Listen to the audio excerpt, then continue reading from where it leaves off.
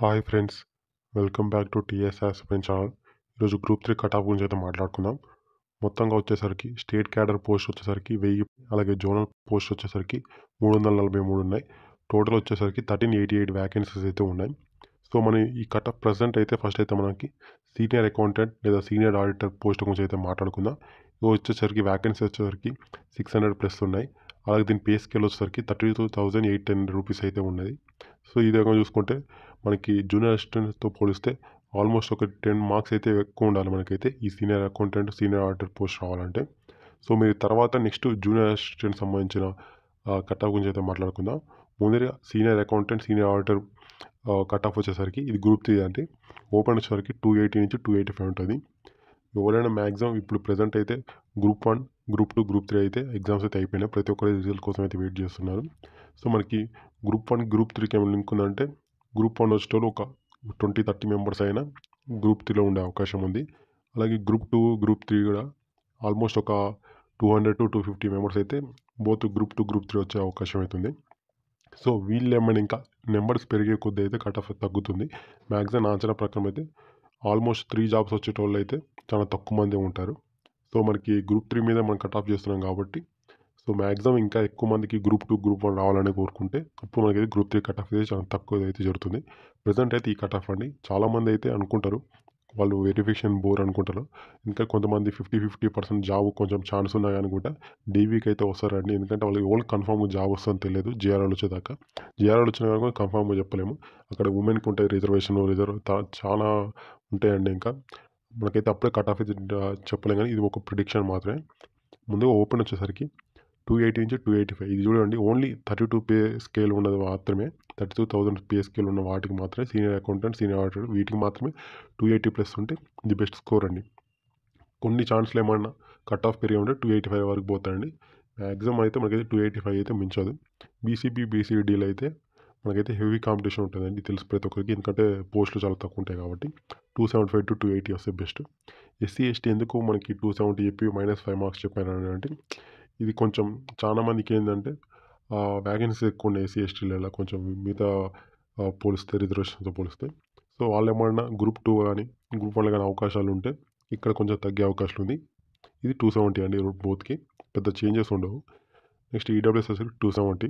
So EWS కూడా కొంచెం competition చాలా వరకు తగ్గిందండి. సో ఓన్లీ కొన్ని జిల్లాలలో కొన్ని జోన్లో మాత్రమే కొంచెం కాంపిటీషన్ ఎక్కువ ఉంది. ఓన్లీ జోన్ 5 లాగా. బీసీఏ వచ్చేసరికి 270 నుంచి 275. బీసీసీ వచ్చేసరికి బీసీసీ అనేది పోస్టులు చాలా తక్కువ ఉంటాయి, రాసే వాళ్ళు చాలా తక్కువ ఉంటారు. ఇది ప్రిడిక్ట్ చేయలేం, కానీ నా అంచనా ప్రకారం అయితే 265 to 270 అండి. బీసీఈ వచ్చేసరికి 270 నుంచి 275. ఇది ఓన్లీ సీనియర్ అకౌంటెంట్ సీనియర్ ఆడిటర్కి మాత్రమే. నెక్స్ట్ ప్రతి ఒక్కరు చేసేది ఏంటంటే అసలు కట్ ఆఫ్ ఉంటుంది, అంటే లాస్ట్ జాబ్కి కట్ అయ్యే మార్క్స్ ఎంత ఉంటుందో అదే కట్ ఆఫ్ అండి.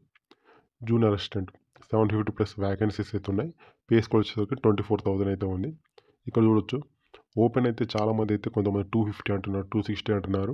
సో మరి అంత తక్కువ అయితే ఉండదండి. ఎందుకంటే మీకు తెలుసుకోవచ్చు. ఎందుకంటే చాలామంది ఈ నోటిఫికేషన్ 2 years అయింది. ఈ గ్యాప్లో చాలామంది ప్రిపరేషన్ అయ్యారు, చాలామందికి మంచి మార్క్స్ వస్తున్నాయి.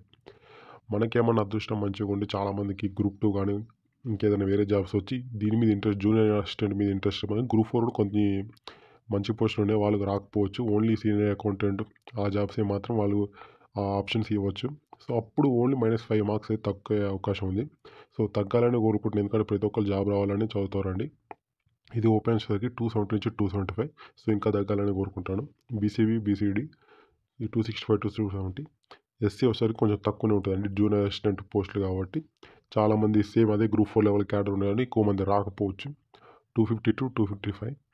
ఎస్టీ వచ్చేసరికి 255+. ఎందుకంటే కొంచెం ఎస్టీలో కొంచెం కట్ ఆఫ్ ఎక్కువ ఉందండి. ఇంకా భద్రాద్రి ఆ జిల్లాలో ఖమ్మం జిల్లాలో అయితే ఇంకా ఎస్టీ కట్ ఆఫ్ అయితే ఇంకా ఎక్కువ ఉంటుంది. ఈడబ్ల్యూఎస్ వచ్చేసరికి 255 to 260. బీసీఏ వచ్చేసరికి 260+. బీసీసీ వచ్చేసరికి 250 నుంచి 255. సో బీసీసీ కన్ఫామ్ చెప్పలేదండి. ఇది జూనియర్ అసిస్టెంట్ పోస్టులు అన్ని సింగిల్ పోస్టులే మ్యాక్సిమం ఉన్నాయి చాలా వరకు అయితే.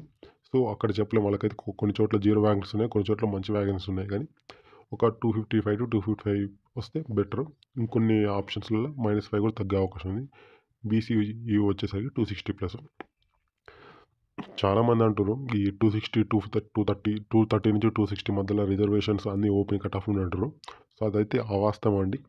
ఒకసారి కావాలంటే మీరు చాలా గ్రూప్ 4 లిస్ట్ చూడండి. ఒక మార్క్ మీద చాలామంది ఆగిపోయారు.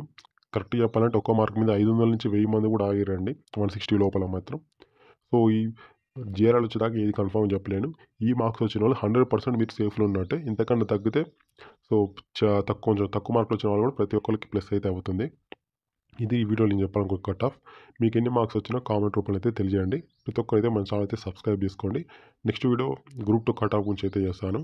సో, థ్యాంక్ యూ అండి. జై హింద్ అండ్ గుడ్ బై.